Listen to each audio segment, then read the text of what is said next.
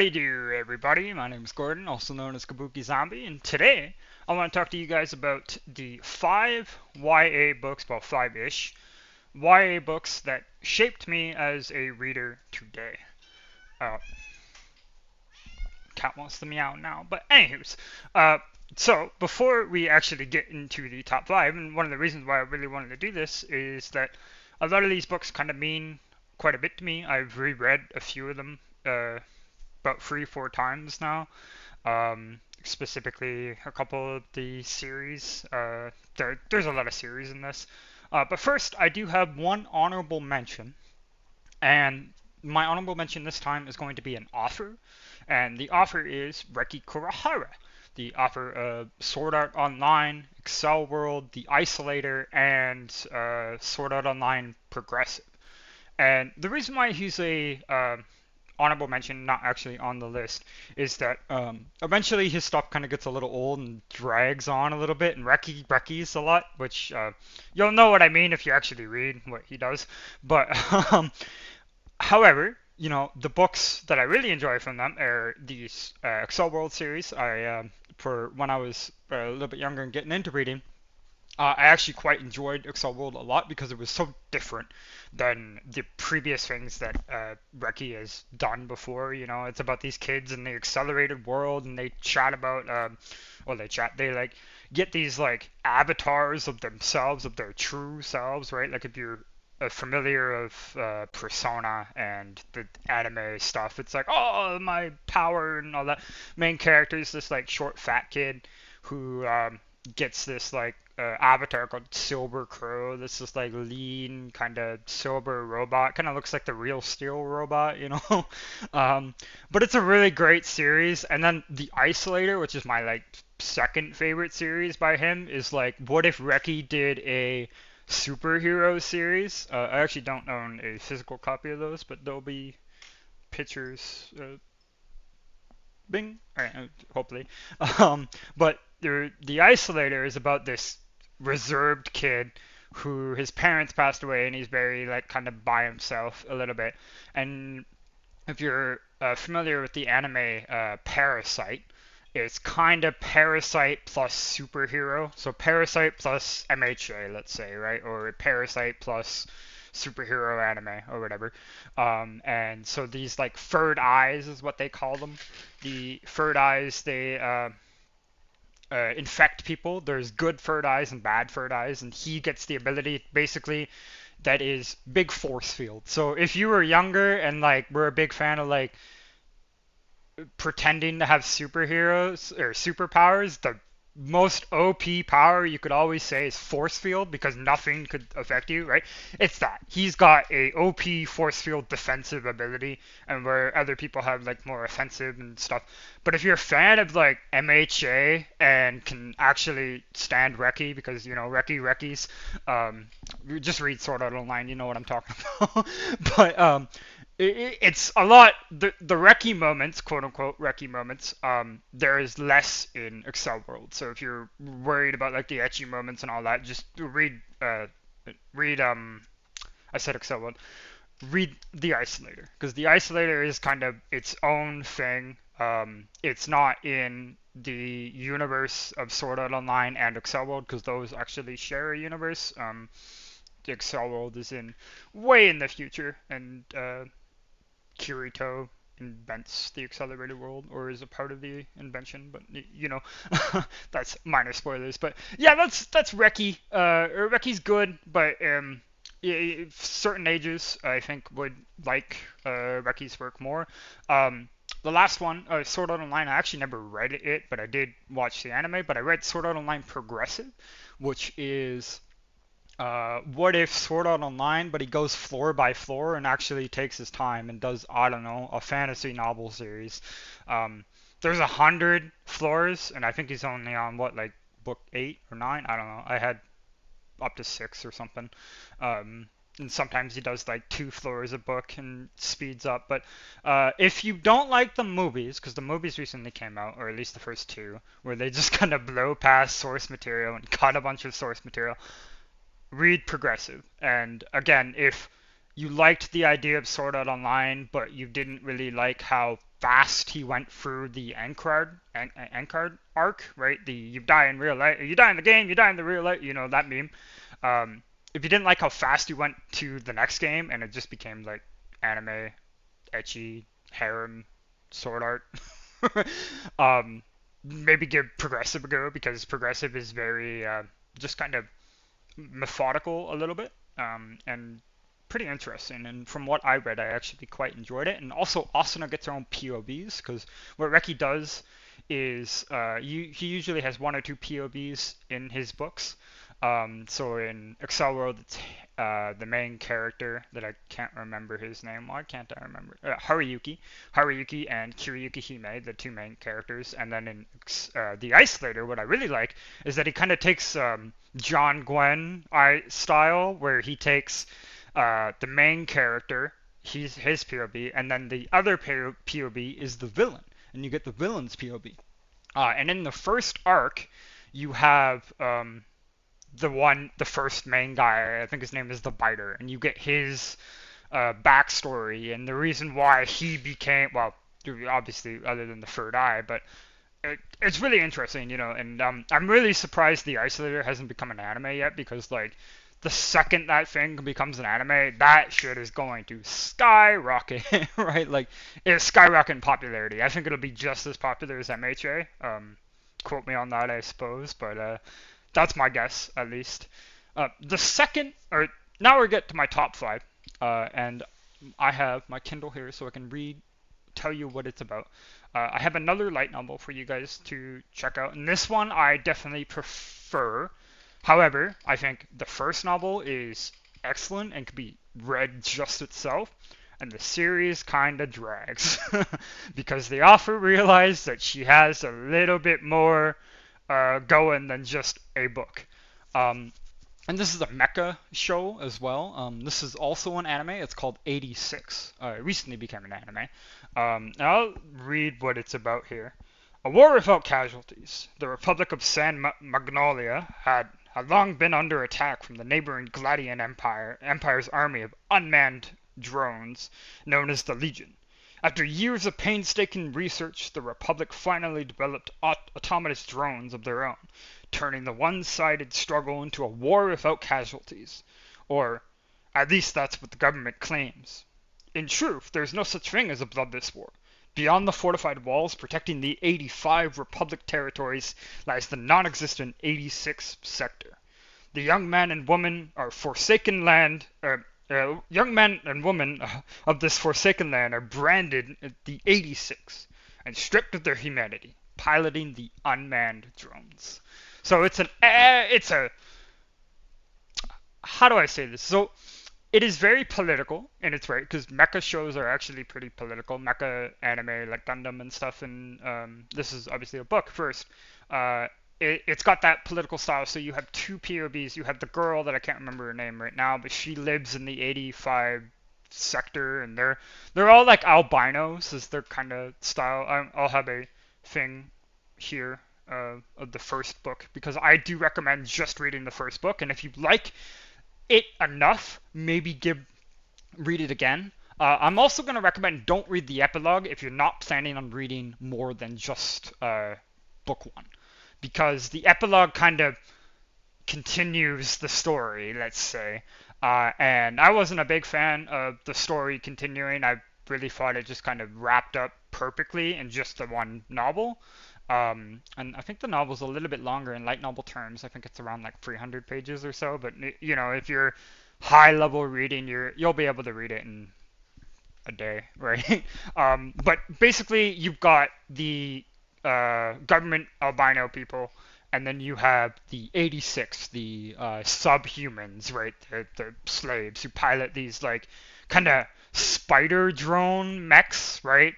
If you're a big fan of Star Wars Episode 2, the big spider drones on not Kashyyyk, Geonosis, right? The big mechs, right, with the big spider legs. They're kind of like that, and they're all like very like impractical because again, the people commanding them, right? The commanders are from the 85th sector, and all they do is stare at people or stare at blips on a screen, and then when a blip goes away, right, when a unit dies, right, somebody actually died because they were actually piloting those, right?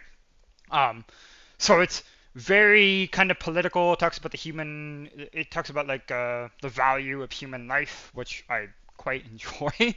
And it talks about kind of and it's pretty gruesome in a way. 'Cause a lot of characters die, which I like character deaths.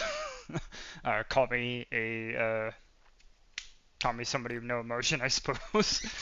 But yeah, it's just kind of really kind of thought-provoking book. I read the book in about 2 days, and then I read it again, and then I tried to read book two. I DNF'd it a couple of times. I'm probably gonna go back to it. I watched the anime when it came out. Fantastic anime, by the way. If you are a watcher of anime, maybe give the first season, I think, a watch. I think the first season is the book, or the first book, which is great because they actually paced it. But the uh, when it goes on, you're either gonna love it or you're not, right? That's all I can really say. But the two main characters are fantastic. Shin, the 86 main character, he's the like commander, the squadron, the actual commander of the squad, right? Because he's actually down there, whereas the girl is again staring at a screen for most of the time. But she has her own kind of problems that she deals with these frankly snobby kind of people. And the way it ends is amazing, in my opinion. Just kind of a great ending, and that's why when it continues, I'm like, right. Uh, but anime gonna anime, and it's actually I think quite popular. I don't know. I know the light novel was quite popular when I was reading it. So if you are a fan of light novels, and again, these are YA novels, so if you want something light and not something that's like love triangle ish, because most of the things on my list don't really have a love romance or love plotline or a romance plotline. 86 kind of has a little bit, but it's not so much in the first book. Um, my fourth book is The Hobbit. Uh, Everybody's heard of The Hobbit. I'm not going to read the back of it, right? Like, it's about a hobbit who adventures with dwarves to go get the dragon stone or whatever the hell it's called. Opal stone. It's been a long time since I read it. I'm actually in the middle of reading it, but I read it in chunks because, it's, when I do read it, I read about like 100 pages. So I think the last time I read it, I read half, right? So, um, way better than the movies, right? Like, um, it's great. It's a good introduction to fantasy as well. So if you're a little bit younger and kind of have a little bit of scare, or what is it? If you're a little bit held back and like a little bit scared of like big novels, of uh, big novels of length like Wheel of Time or even like the OG Lord of the Rings, which I have yet to read. I'm going to read that soon. I'm gonna finish the Wheel of Time first. Call me crazy, but that's the plan at least. But The Hobbit was a book that we were forced to read in school, in high school, I think grade 9. And it was the first book that I just kind of read myself, and I went way past what, because like, you'd only read about a chapter or two in class, and maybe they tell you to read a chapter at home, and then when they told me to do that, I just read the whole book. um, but it's like it's great, and I think like if you're a fan of fantasy, haven't read The Hobbit or haven't read it in a very long time, it still holds up quite frequently, and it's considered a timeless classic, right? So yeah. Number four is another book I don't actually own. I own the audiobook. I don't even know if I own the Kindle copy, but I've read it a few times now. And I've read the series as well, because this is where we're starting to get into more series. Like what I mentioned with 86 is that the first book is what I'm really going to recommend, but the series can be hit or miss, can be good or bad, right? So the next book on my list is Mortal Engines by Philip Reeve. Bing. Um, this is a series about what if city. So it's a post-apocalyptic book series. It's a quartet of books, and it is about basically what if cities were like big machines that ate other cities for their uh, like stuff, right? They ate everything, including their like towns, and forced those inhabitants of the previous cities to be like slaves and the worker of the coal mines, right?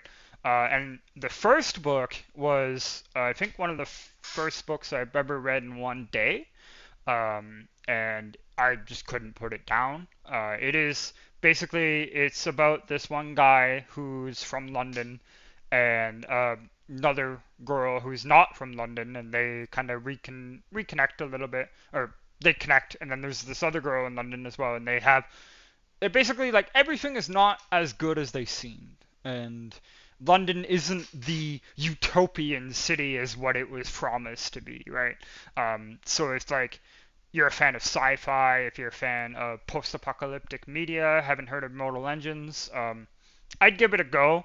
It's again shorter. The quartet is better. I think it's better than the next one on my list. The next series is not quite good, but book one is excellent. Um, but the first book wraps up and has a good conclusion if you just want to read the first book. Even book two, I think, is pretty good if you just want to read books one and two. Three and four, there's a little bit of a time skip. So if you don't really like time skip, and the main character, I think his name is Tom. I think so. It's been a while since I read it, but the main character, he's an older guy in books three and four, and it's actually his daughter who's the main character now. But it's quite good. The audiobooks are read by this like old British guy, and if you're a fan of audiobooks, I like to read and listen to the audiobook, and then sometimes I listen and read at the same time, or I just listen and I just read. Depends on the book, right? Um, but this was a series that was just kind of like something that just kind of randomly got on my radar. I read the whole thing, and then listened to the last three in the quartet. Didn't like them as much, but I like post-apocalyptic media, as you're gonna find out when we talk about other books in the future. I'm gonna do like an end of year book or end of year books I've read wrap up, because I'll be honest, I haven't read as many books as I want to. You know, there's some people that read like over 100 books a year. It's like, no, dog, I read like eight, right? So 5 or 8, or give or take.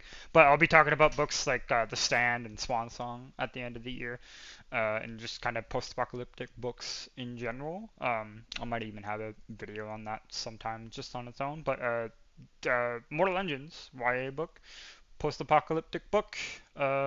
If you're a fan of that kind of subgenre, and you don't want the Hunger Games, right? Spoiler alert: Hunger Games is not on this list because I don't really like the Hunger Games. I like Hunger Games Minecraft mode. Anyways, number two on the list is Michael Bay, The Prisoner of Cell 25. I first read this in high school, I think grade 9, give or take. This is another book I read in about a week. Really enjoyed it. Set it aside for the longest time. And then when I was just about to finish high school, I realized that it was a series and listened to books 2, 3, 4, 5, 6, and 7. Um, the series gets worse as it goes on.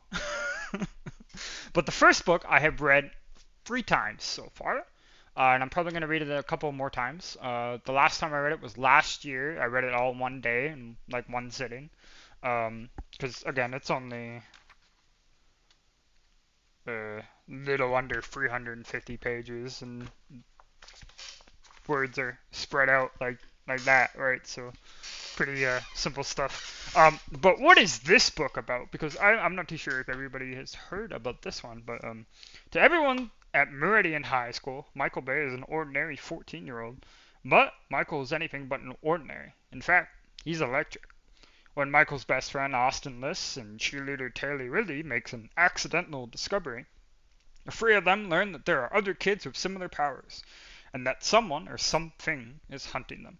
After his mother is kidnapped, Michael will have to rely on his wits, his unique power, and his friends to fight the hunters, find his mother, and save the others. Pretty bog standard what if superhero but electric. So if you're a big fan of science, science rules, as Bill Nye would say. If you're a big fan of like electrical science stuff, I think you would enjoy the book. Because like each of the powered characters, let's call them, have different ways of using their electricity. Right? There's one girl who reads thoughts. Michael Bay, he is what if Superman, but he just like ran up and strocked people. So he like walked up and then they get like tased. And then there's another guy named Zeus who like does the unlimited power, stuff like that, right? So, um, but it's a book that if I were to say a comfort book, it is definitely one for me. I read it last year in kind of a down point in my life, and it kind of brought me back up to a better part in my just realizing I am here, right?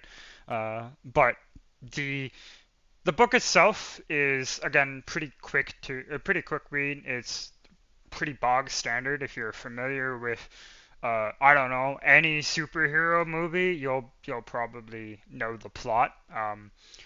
The books, when it goes on, get a little worse as they go, because each of them kind of have a um, let's say there's a big plot or a big thing that they have to go do, so they go do it, and then that's the book. However, I think book five, and even book two is pretty good too, but book three, four, six, and seven are okay. Right, they're nothing fantastic. I honestly think book seven, the author was like, okay, I gotta end this now, right? But books five was, if not, obviously book one is my favorite, but book five is so the main villain, his name is Hatch, and that's his book, and it's great. He's got a fantastic monologue that I quite enjoy in that book. But again, it's just kind of like what if nerdy guy had powers, and he's got Tourette's as well. So, if you're a fan of that. So, what is my number one? Well, it's gonna shock you guys probably because it's not actually YA. I know, spoiler alert. I know, break the rule already. Break the walls down, as they would say. So, I have comic book series, The Walking Dead, a novel, The Walking Dead: The Rise of the Governor. So I don't know where to start with this. Walking Dead was my life for a very long time, including the show. Show is not as good as the books. The comics are great. If you want a dark adult, but I think people of all ages could read The Walking Dead. It does have mature language, so you do have to. In the comics, it has mature language. In the show, not as much. But if you want, just something a little bit different, what's the premise of it? Well, there's zombie apocalypse, right? It he took Robert Kirkman took George Romero. He took his formula and then decided, what if these characters talked about the value of human life and survived, right? And you got to meet various different characters. The comic itself, right? Like it has quite a bit of words, and it's still art, normal art, and still normal art. What the hell am I going on about, Gordon?